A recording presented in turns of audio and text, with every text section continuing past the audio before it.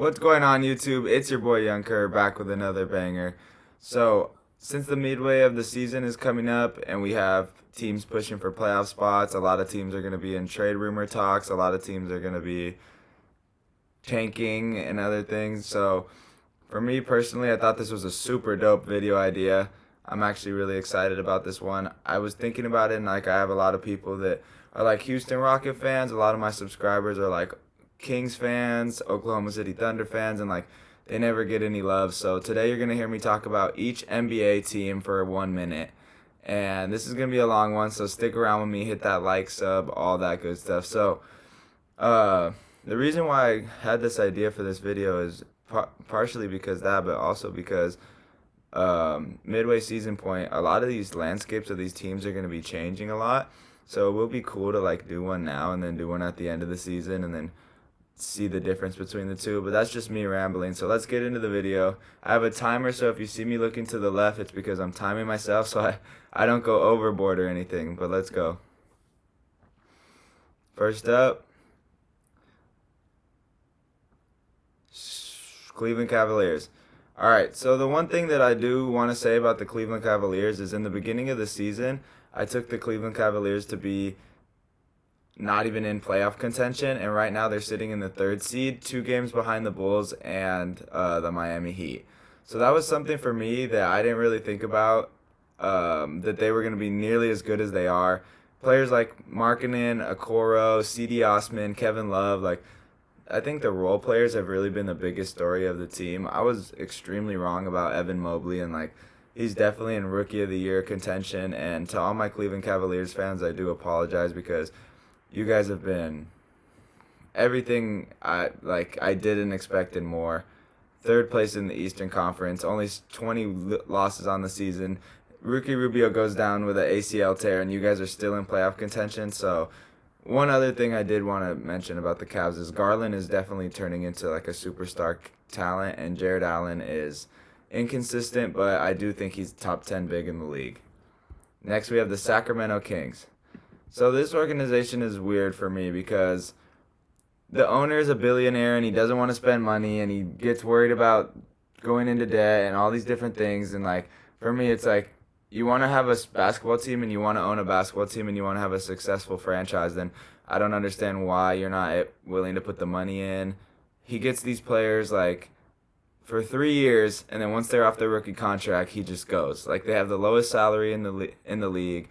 So De'Aaron Fox is probably out of there for my Kings fan. Buddy Hield is probably out of there. Bagley's probably out of there. So like you guys are gonna have picks for the next 5 years. I think you have 20 picks in the next 5 years.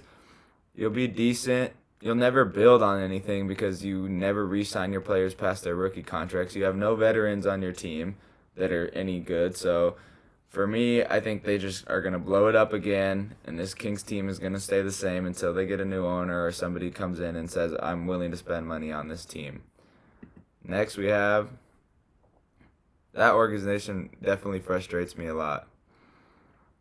Next, we have the Utah Jazz.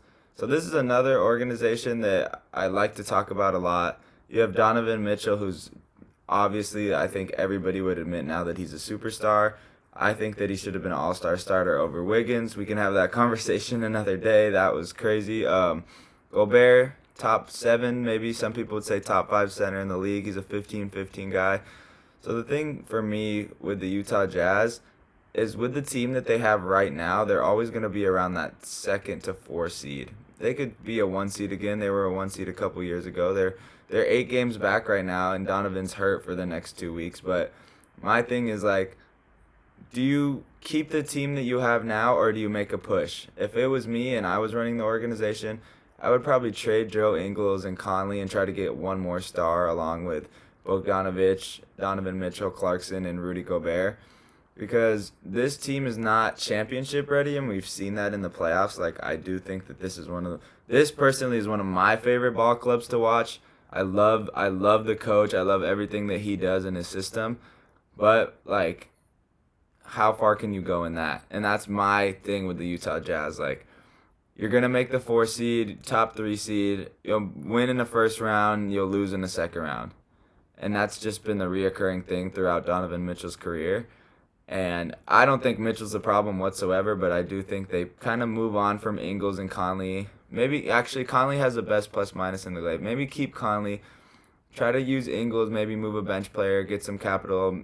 Who knows? Like, what if they get a Ben Simmons or a player like that?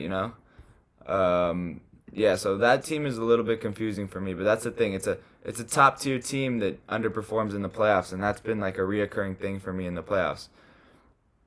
Oklahoma City Thunder. So for the Oklahoma City Thunder, there's a lot of like laughable things about this organization. So obviously Kevin Durant screwed you guys over, and everybody knows about that. But in the next 7 years, you have 37 draft picks, which is like almost absolutely ridiculous. So there's 5 players I wanted to talk about in this organization, and all this is off the top: Kendrick Williams, Darius Bazley, Giddey, Lou Dort, and Shea Gilgeous-Alexander. So those 5 players, like, you have capital around them. They have big names, like some of them bigger names than over. What you have to choose who you move and who you don't.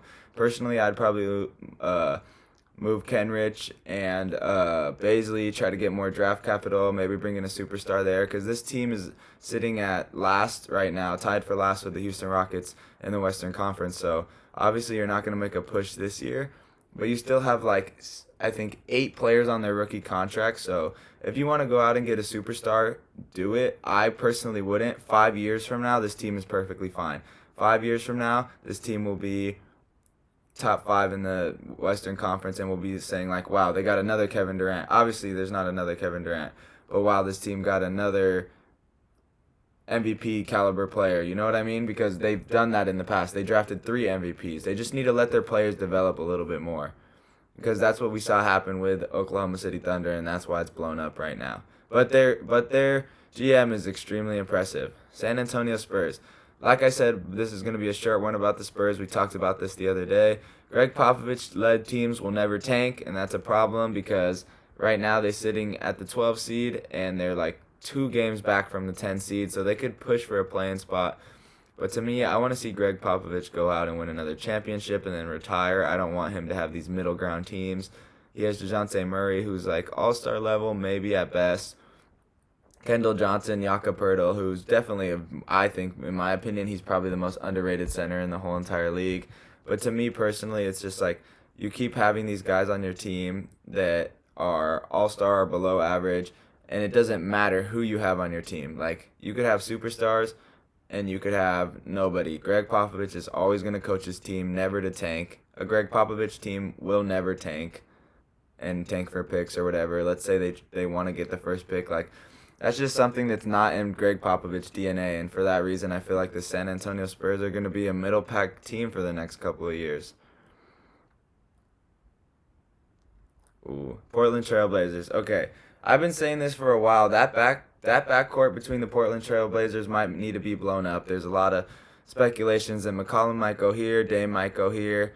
I mean, if you have Dame, McCollum, Anthony Simons, and Yusuf Nurkic, and you are able to get another star, that's a championship team. But we've seen this for 7 years now in Dame's career, that they go to the second round, they lose in the second round, they make it to the Western Conference Finals, they lose in the first round, they lose in the third round. Like, I just don't think this team has championship DNA as far as the Portland Trailblazers, and that's something that's definitely hurting them. Another thing that's been hurting them this season has definitely been health.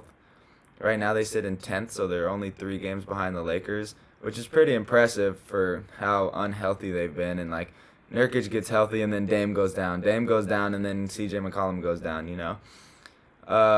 That's basically all I have to say. Philadelphia 76ers, I mean, Embiid is a franchise center. He's one of the best centers we've ever seen in the game.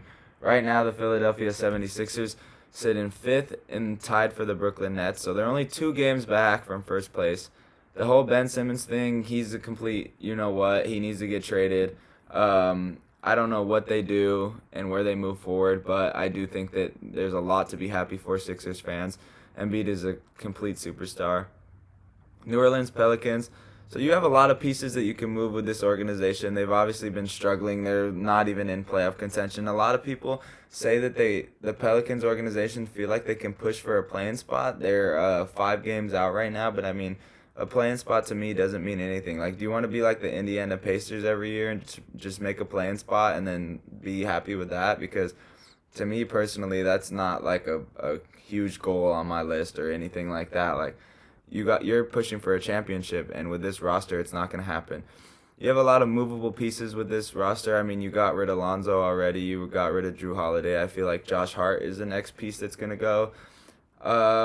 Emerging into an all-star for me personally has definitely been Brandon Ingram this whole season. And he's averaging like 24, 11, and 7. We talked about that before. Zion Williamson health is a factor. That's another thing. Zion is an all-talent when he plays, but who knows when he's going to play. So for me, Pelicans, it's time to... I mean, every time that they tank, they get a player. They get an Anthony Davis. They get a Zion, and nobody wants to play in New Orleans. So to me, I feel bad for this franchise because players are so entitled nowadays to just go in and win a championship right away. And, like, for me, that's just, like, words that I can't say on YouTube. Anyway, that's just my opinion on the Pelicans. Minnesota Timberwolves.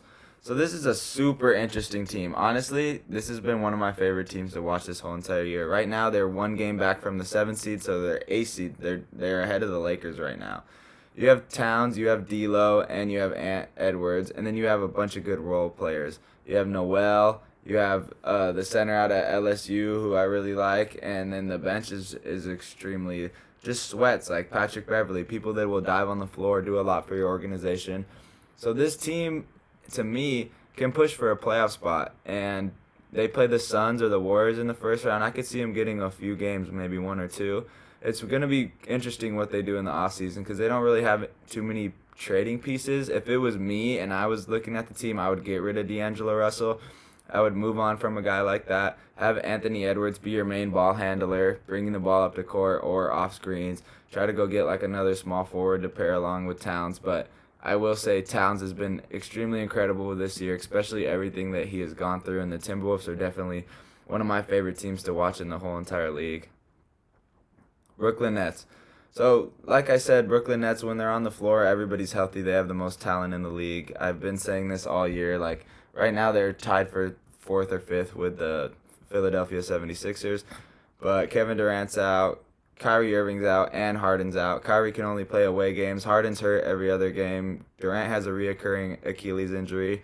So then you're left with Cam Thomas, who's ridiculous, Patty Mills, LaMarcus Aldridge, Blake Griffin, and it's like you obviously have these good DeAndre Bembry. You obviously have these good role players, but with that team, is that enough to stay afloat? I could see the Nets falling to like the 7th seed. I see the Sixers passing them and the Bucks passing them. Like in a couple of days, I feel like the Nets are going to be like, oh, we're in a 7th seed right now. Like, what do we do? Because of health. But when they are healthy, I do think they have championship DNA for sure.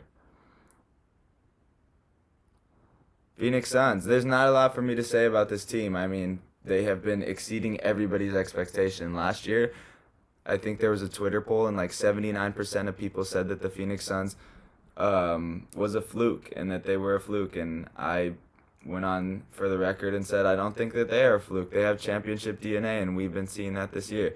The bench for me has been the biggest thing. Like Cam Payne and all those role players have been extremely impressive off the bench for me. D Book should have been an all-star starter along with Donovan Mitchell, one or the other, over Wiggins. And my biggest thing for this Phoenix Suns team is you only have 9 losses on the year. Are you a playoff team that can win versus the Eastern Conference team in the championship? I think yes. Chris Paul's elevated his game, but the thing with the Phoenix Suns is young guys fitting their role, and it's been beautiful to see. Like Mikal Bridges is just blossoming into like a player that every team is evident and coveting, you know what I mean? But yeah, if you're a Phoenix Sun fan, I'm sure you go to sleep happy every single night. Orlando Magic. So this team has just been bad for the longest time. One of my favorite players to watch in the league has definitely been Cole Anthony. I think they have a lot of draft capital around a few of the players that they have on their rookie contract. Maybe they do a sign and trade or something like that, but I got to get rid of a guy like Mo Bamba, who's kind of been up and down throughout his career. But they do have good pieces. I like Franz a lot. I feel like he's like just one of the most random players in the league. Like, he does some crazy stuff that you've never seen before, and then